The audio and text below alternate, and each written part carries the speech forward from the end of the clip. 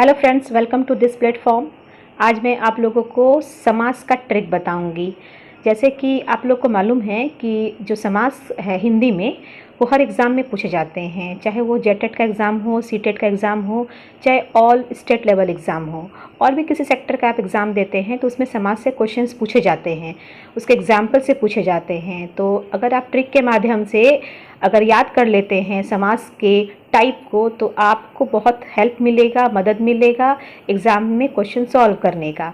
तो आइए हम लोग समास का जो ट्रिक है वो पढ़ते हैं, वो देखते हैं।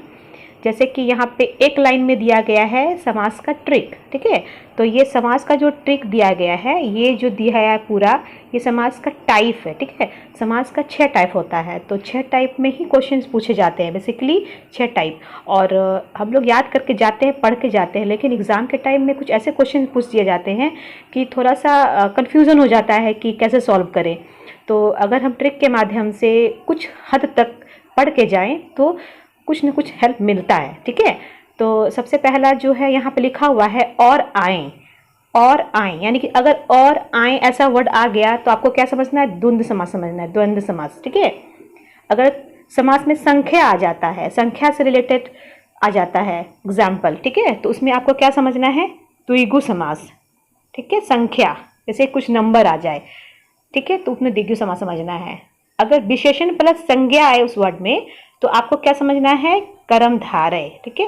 अगर कुछ एग्जाम्पल दे रहा है, अगर उसमें पूछ रहा है कि ये कौन सा समास है, तो उसमें विशेषण प्लस संज्ञा दोनों हो तो आपको समझना है ये कर्मधारय समास है।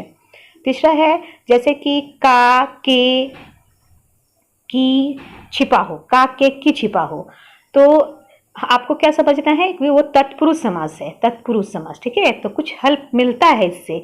तो का, के, की अगर छिपा हो तो आपको समझना है क्या है, ये तत्पुरुष समास है।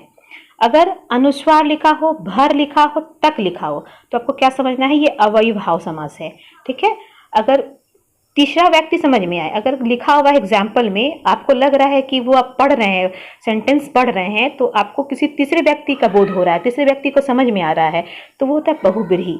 बहु मतलब समझना है, बहु मतलब ज़्यादा, तो एक से ज़्यादा होना चाहिए, दो से ज़्यादा होना चाहिए। यहाँ पे तीसरा व्यक्ति बोल रहा है, तीसरा व्यक्ति अगर समझ में आ जाता है तो आपको समझना है ये बहुब्रीहि समास है।